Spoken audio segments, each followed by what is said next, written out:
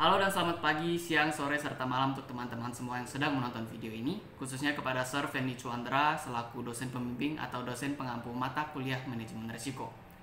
Dalam video ini, kami ingin mempresentasikan hasil proyek ujian akhir semester kami yang berjudul Analisis Penerapan Manajemen Risiko Bisnis pada PT Telkom Indonesia Tbk. Sebelumnya perkenalkan, saya Cedric Zakaria dari kelompok 11. Selain saya, dalam kelompok ini ada juga Hansen, Variono, dan Jesslyn yang akan mempresentasikan materi dalam video ini. Nah, jadi langsung saja kita masuk ke dalam profil perusahaan yang menjadi objek dari penelitian kami. Objek penelitian kami itu adalah PT Telkom Indonesia Tbk atau yang kita kenal dengan Telkom Indonesia atau singkatnya Telkom.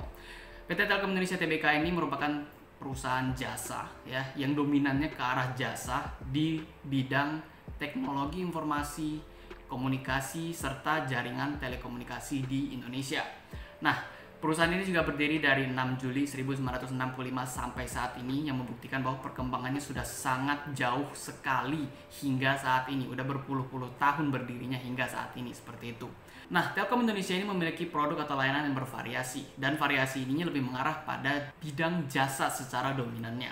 Nah, terdapat 5 segmentasi produk atau layanan yang dimiliki oleh Telkom Indonesia ini. Yang pertama itu adalah segmen seluler atau segmen mobile. Itu lebih mengarah pada produk-produk yang mengarah pada seluler, seperti untuk SMS, untuk telepon, yaitu kartu seluler seperti kayak yang kita kenal dengan Simpati, kartu As, Loop, dan itu adalah salah satu contoh dari segmen seluler ini. Kemudian yang kedua itu adalah segmen konsumen. Nah, segmen konsumen ini lebih mengarah pada layanan internet seperti IndiHome yang kita kenal sebagai layanan internet atau WiFi ya. Kemudian juga ada layanan home digital, yaitu juga dari IndiHome ini yang biasa kita gunakan untuk searching di TV, untuk menonton film di TV melalui layanan IndiHome berbasis home digital. Itu adalah segmen konsumen. Kemudian untuk segmen yang ketiga itu segmen perusahaan. Segmen perusahaan ini contohnya seperti data center ya, untuk mengakses data-data yang ada yang dimiliki oleh Telkom, begitu juga untuk sistem ERP. Nah, itu semua bergantung pada segmen perusahaan ini. Itu termasuk contoh dari segmen perusahaan ini. Nah, kemudian yang segmen keempat itu adalah segmen grosir, contohnya seperti layanan operasi ya, layanan operasi telekomunikasi untuk SMS, untuk telepon, kemudian infrastrukturnya atau menara operator. Nah, itu bergerak untuk segmen grosirnya. Dan kemudian segmen yang terakhir itu adalah segmen lain-lain yang mengarah pada segmen di luar 4 segmen yang ada sebelumnya. Jadi contoh dari segmen lain-lain ini seperti platform untuk bisnis ya, kemudian untuk periklanan, untuk bisnis digital, e-commerce, layanan keuangan, properti, itu juga termasuk sebagai segmen lain-lain dari Telkom ini. Jadi seperti itu. Nah, selain produk dan layanan, Telkom juga memiliki kerjasama. Namun secara internasionalnya, walaupun Telkom ini sudah bergerak secara internasional ya, tetapi untuk secara kerjasamanya mengenai supplier ataupun dari sisi konsumennya lebih dominannya di lokal, dan secara data belum diperoleh secara rinci untuk supplier ataupun konsumen dari Telkom ini secara asing. Jadi maka dari itu kami menggunakan data yang berbasis dari data lokal, yaitu dimana suppliernya supplier lokal, maksudnya seperti itu. Nah, jadi supplier lokal dari perusahaan Telkom ini itu sangat banyak banget. Dan ini adalah beberapanya seperti yaitu Jasindo untuk asuransi mengenai apapun dari operasional Telkom ini. Kemudian PLN untuk arus listriknya ya, karena Telkom ini bergerak di bidang jasa yang membutuhkan tenaga listrik pastinya, dan itu membutuhkan supplier dari PLN. Kemudian ada juga dari Indosat, walaupun Indosat ini bisa dibilang sebagai pesaingnya, tapi di sisi lain juga merupakan suppliernya karena bekerja sama juga seperti itu. Kemudian Finaria itu untuk keperluan pembayaran secara online seperti Link Aja yang dimiliki oleh Telkom, itu merupakan salah satu suppliernya dari Finaria seperti itu. Kemudian ada dari Yakes, Yayasan Kesehatan Telkom, itu untuk pergerakan di bidang kesehatan bagi perusahaan Telkom sendiri. Yakes, Yayasan Kesehatan milik Telkom. Kemudian juga ada Transvision ini untuk yang membantu Telkom di bidang segmen perusahaan tadi, misalkan untuk home digital ya, untuk home digital agar bisa nonton melalui TV dengan bantuan home digital dari IndiHome. Nah, itu dibantu suppliernya dari Transvision ini gitu. Dan yang terakhir ada Gratika untuk membantu Telkom dalam melaksanakan operasionalnya berbasis teknologi atau IT. Itu dibantu oleh Gratika. Jadi seperti itu. Ini adalah beberapa perusahaan-perusahaan yang menjadi supplier lokal dari Telkom Indonesia ini. Kemudian selain kerjasama, terdapat juga kegiatan keuangan secara internasional yang dilakukan oleh Telkom ini.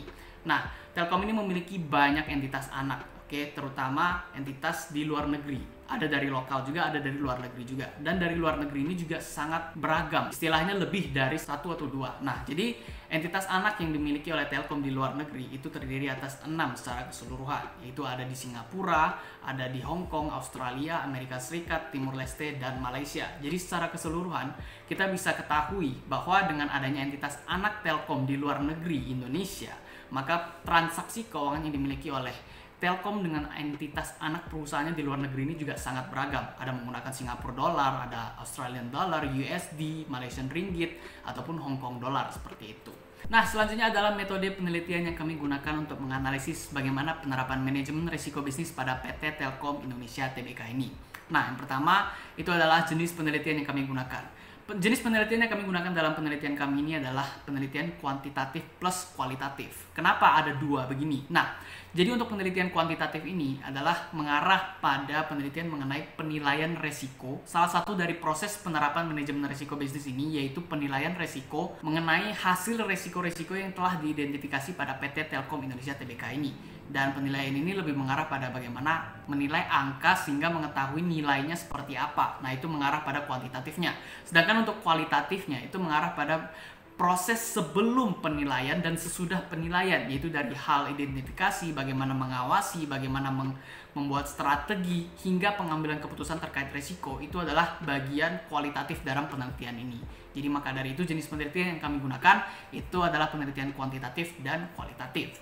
Kemudian yang kedua, metode penelitian yang kami gunakan. Jadi metode penelitiannya itu adalah metode deskriptif, yaitu di mana setelah kami menganalisis bagaimana penerapan manajemen risiko pada Telkom Indonesia ini, kami deskripsikan hasil analisa tersebut dalam laporan ataupun dalam hasil presentasi di video ini. Setelah itu, yang ketiga adalah sumber data atau data penelitian kami, yaitu data sekunder. Data sekunder dalam penelitian kami ini berasal dari situs resmi perusahaan Telkom Indonesia ini. Selain data sekunder dari situs resmi Telkom Indonesia ini, kami juga mengambil data sekunder dari situs-situs yang memiliki keterkaitan dalam hal mendukung bagaimana penerapan manajemen risiko bisnis untuk suatu perusahaan secara keseluruhan. Nah, jadi ini adalah metode penelitian yang kami gunakan untuk menganalisis bagaimana penerapan manajemen risiko bisnis pada Telkom Indonesia. Maka dari itu untuk selanjutnya kami akan mempresentasikan materi mengenai hasil dan pembahasan untuk penerapan manajemen risiko bisnis pada Telkom Indonesia ini. Oke, saya akan melanjutkan presentasinya. Sebelumnya saya Varyono dengan NPM 1941291. Oke, di slide 8 ini kita akan bahas tentang hasil dan pembahasannya.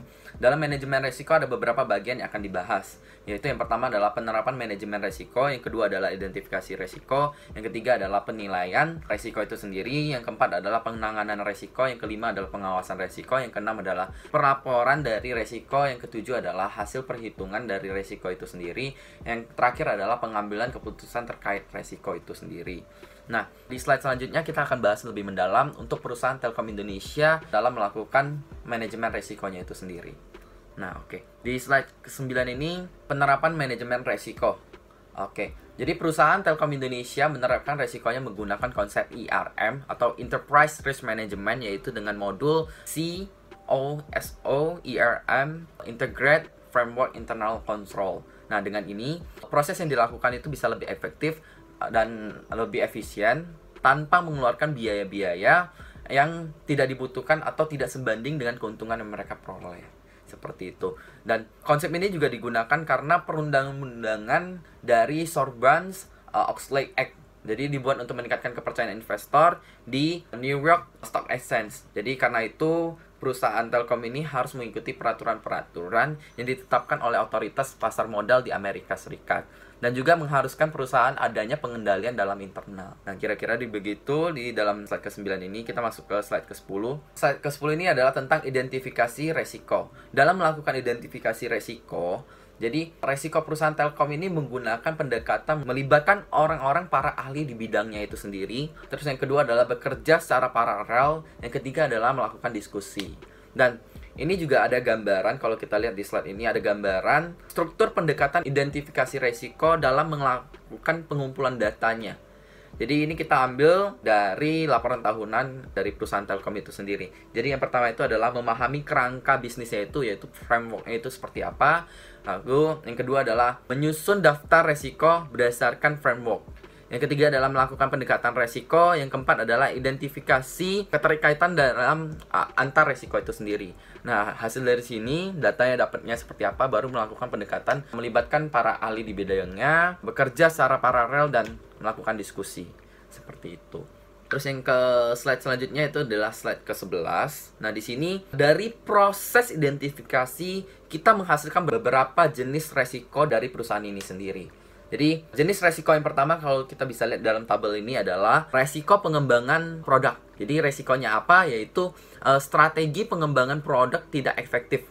Yang kedua adalah ketidakmampuan dalam memaksimalkan penggunaan data.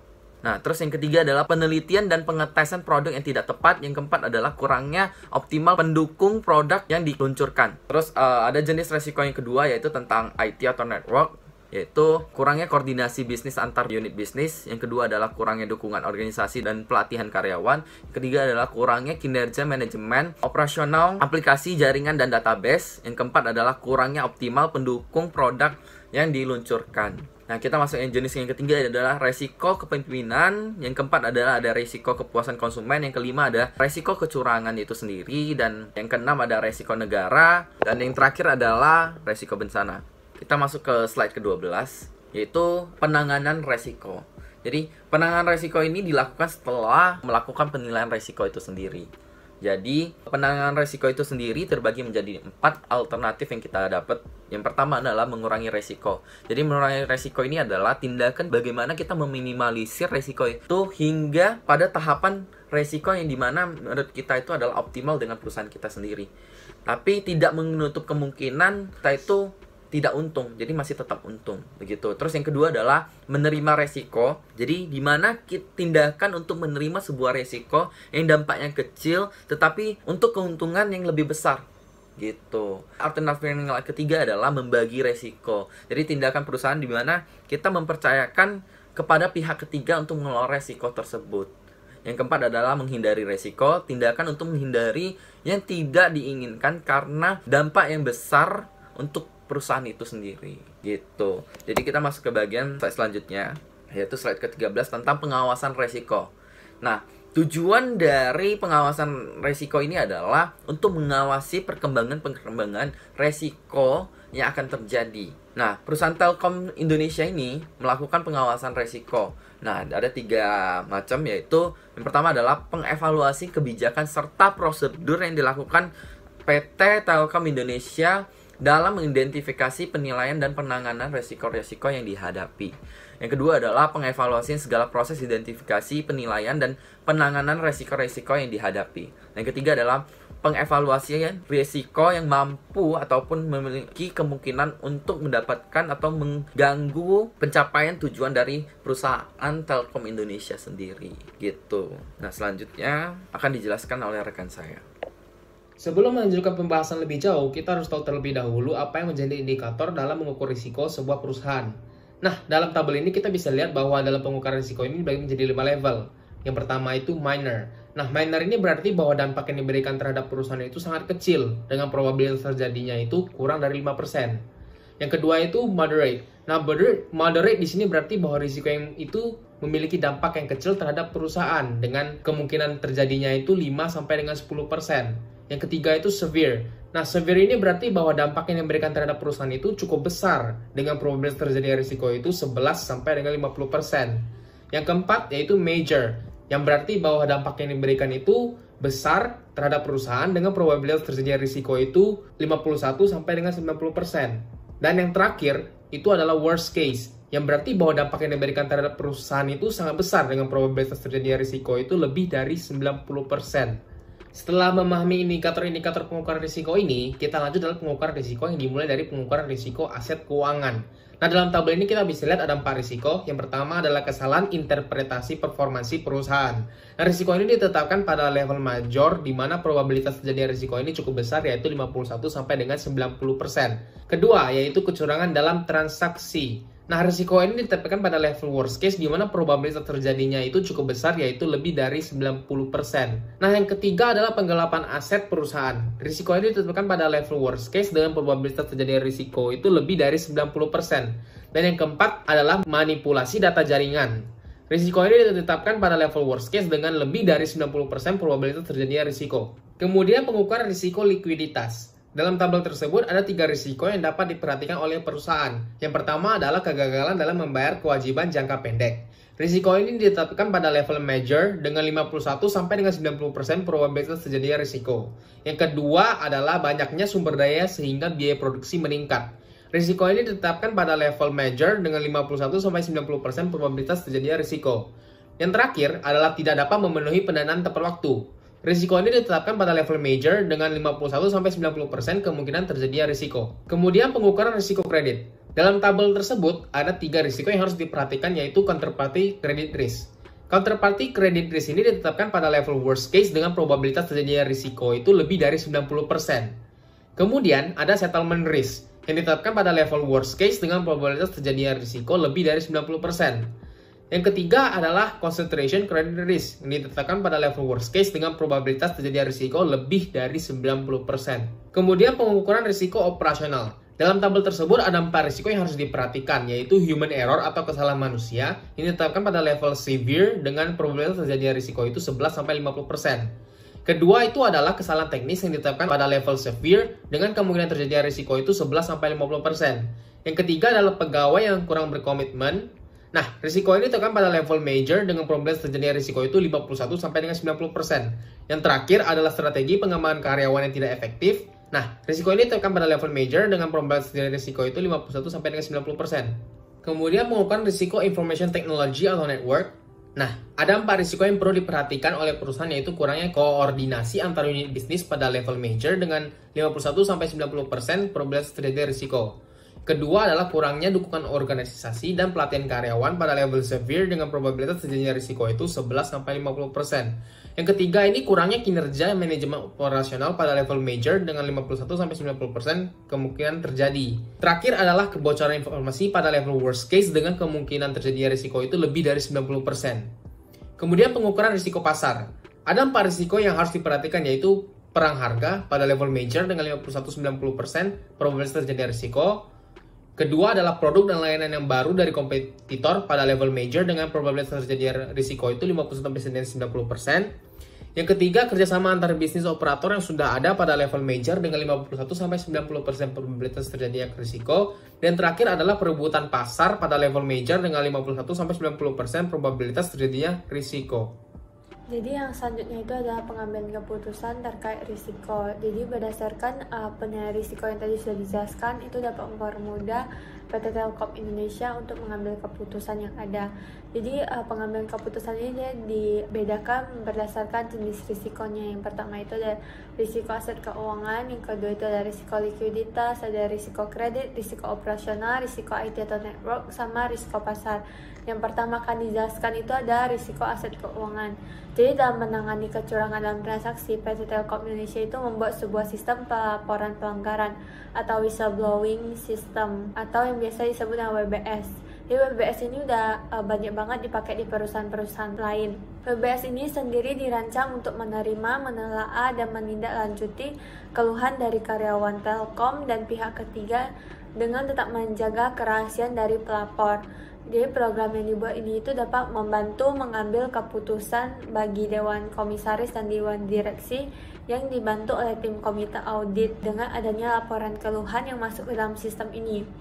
Akan tetapi untuk menjaga kebenaran dari pengaduan atau keluhan yang ada, komite audit itu membuat syarat untuk mengajukan keluhan ke sistem ini, yaitu dengan dilengkapi oleh bukti.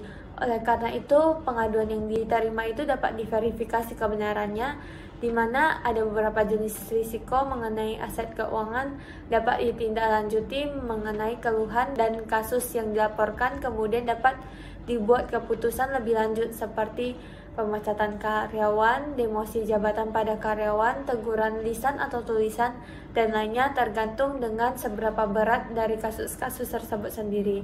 Baru selanjutnya itu ada risiko likuiditas. Jadi dalam melakukan aktivitas penjualan dan pembelian, itu dapat menimbulkan adanya hutang dan piutang yang bakal mempengaruhi likuiditas dari perusahaan. Sama seperti dengan PT Telkom Indonesia, pastinya juga ada aktivitas penjualan dan pembelian. Oleh karena itu, pengambilan keputusan yang dilakukan oleh PT Telkom Indonesia ini adalah dengan melakukan pemberian termin penagihan piutang maupun pembayaran hutang. Selain itu dibuat juga proyeksi keuangan dari PT Telkom Indonesia untuk terus menjaga likuiditas yang ada sehingga tidak ada penagihan hutang yang gagal dan terutama tidak ada pembayaran hutang yang macet yang dapat mempengaruhi kepercayaan perusahaan lawan transaksi. Baru yang ketiga itu ada risiko kredit. Jadi PT Telkom Indonesia ini yang bergerak dalam bidang jasa telekomunikasi. Dalam risiko kredit itu berperan sebagai debitur yang meminjam uang. Jadi risiko kredit yang paling sering terjadi kepada debitur itu adalah kegagalan pembayaran kewajiban yang ada. Maka sebelum pengajuan kredit, PT Telkom Indonesia itu melakukan pertimbangan khusus sehingga ketika dilakukan kredit maka dana yang dicairkan tersebut dipastikan tidak sia-sia atau dipastikan dari pencairan kredit tersebut PT Telkom Indonesia masih mendapatkan keuntungan di luar pembayaran kewajiban kepada pihak kreditur sehingga kredit yang ada itu tetap lancar. Baru selanjutnya itu ada risiko operasional. Di risiko operasional itu biasanya terjadi karena ada kesalahan teknis oleh tenaga kerja yang dapat menimbulkan kerugian yang tidak sebesar risiko-risiko lain. Sehingga pengambilan keputusan untuk risiko operasional ini tidak seberat pada risiko-risiko lainnya, yaitu dengan adanya teguran secara tertulis maupun lisan serta penanggungan denda dan kerugian yang dialami tergantung dengan kasus yang terjadi. Namun untuk beberapa kasus tertentu, kesalahan operasional yang fatal dapat diberikan sanksi yang berat, yaitu dalam pemberhentian karyawan maupun proses sanksi secara hukum.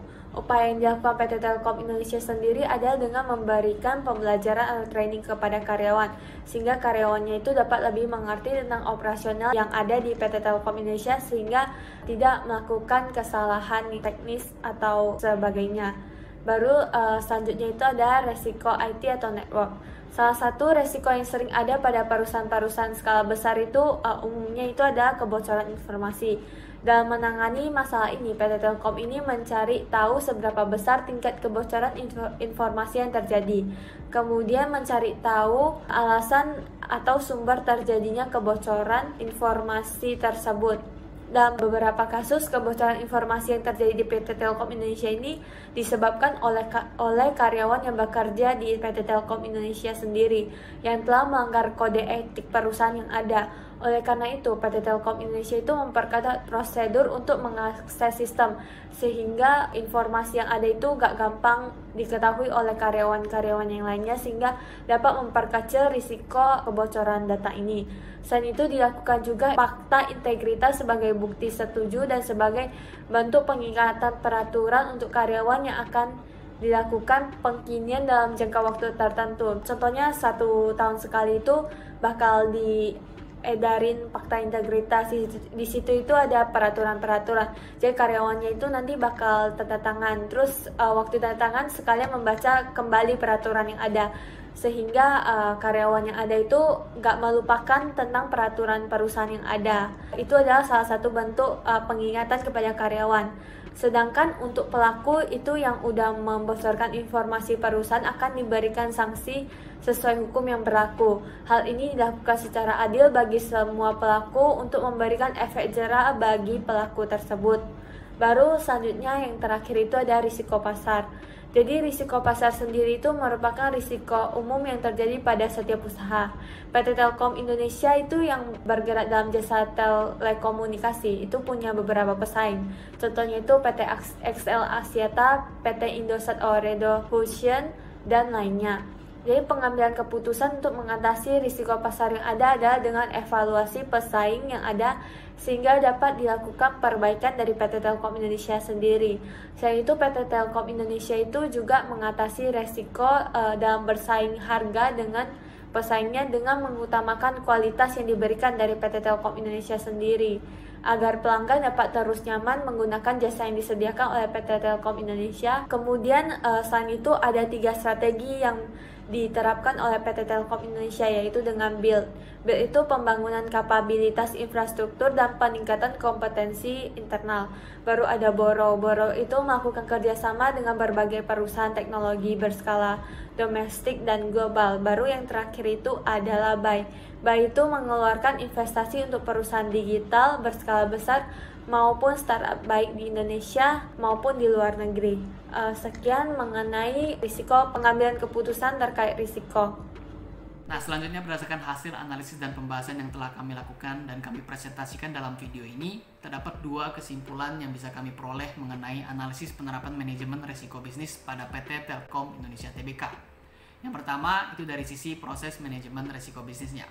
Seperti yang kita ketahui, terdapat banyak banget resiko yang telah teridentifikasi oleh kami pada PT Telkom Indonesia ini di berbagai bidang yang ada.